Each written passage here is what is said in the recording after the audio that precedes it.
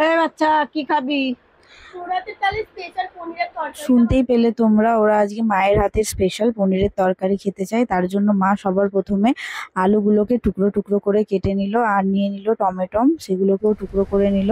এরপরে পনিরটাকেও মা টুকরো করে নিয়ে নিল। তারপরে এগুলোকে সব এক সাইডে রেখে একটা মশলার পেস্ট বানিয়ে নিল। এটা যেহেতু নিরামিষভাবে হবে তাই জন্য নিয়েছি কাজু বাদাম, জিরে, আর নিয়েছি কিছুটা পোস্ত, কাঁচা লঙ্কা। এটার একটা পেস্ট বানিয়ে নিয়ে পনিরটাতে হলুদ আর নুন মাখিয়ে নিয়ে ভালো করে ভেজে কড়াতে তুলে রাখবো। তারপরে দিয়ে দেবো ওই তেলেই গোটা গরম মশলা, তেজপাতা আর জিরে। তারপরে আলু আর টমেটো দিয়ে ভালো করে ভেজে নিয়ে সমস্ত গুঁড়ো মশলা, জিরে গুঁড়ো, ধনে গুঁড়ো, হলুদ গুঁড়ো আর শুকনো লঙ্কা গুঁড়ো, আর যেহেতু আমরা চিনি খাই না তার জন্য দুটো বাতাসা দিয়ে টেস্টটাকে ব্যালেন্স করার জন্য, আর বেটে রাখা মশলাটা দিয়ে পনির দিয়ে ভালো করে নাড়িয়ে ছাড়িয়ে আমাদের প্রয়োজন মতো জল দিয়েছি। এটা একটু মাখা মাখাই করেছে মা।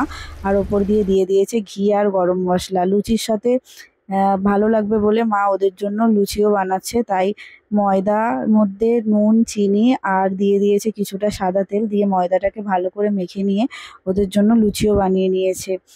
এটা গরম লুচির সাথে, পরোটার সাথে, সবার সাথেই ভালো লাগবে ওদের। এবার আমরা জিজ্ঞেস করব যে কেমন লাগলো তোমাদের, আমাদের ভিডিও কেমন লাগছে সেটাও বলো। যতক্ষণ লুচিগুলো ভাজা হয়ে যাচ্ছে তোমরাও আমাদেরকে কমেন্ট করে জানাতে পারো আমাদের ভিডিওগুলো তোমাদের কেমন লাগছে। যদি ভালো লেগে থাকে তোমাদের বন্ধুদের সাথে শেয়ার করো।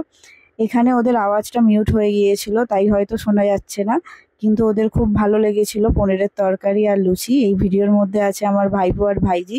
তোমাদেরও ভালো লাগলে একটা শেয়ার করো, লাইক করো, আর আমাদের জানিও কেমন লাগছে আমাদের ভিডিওগুলো।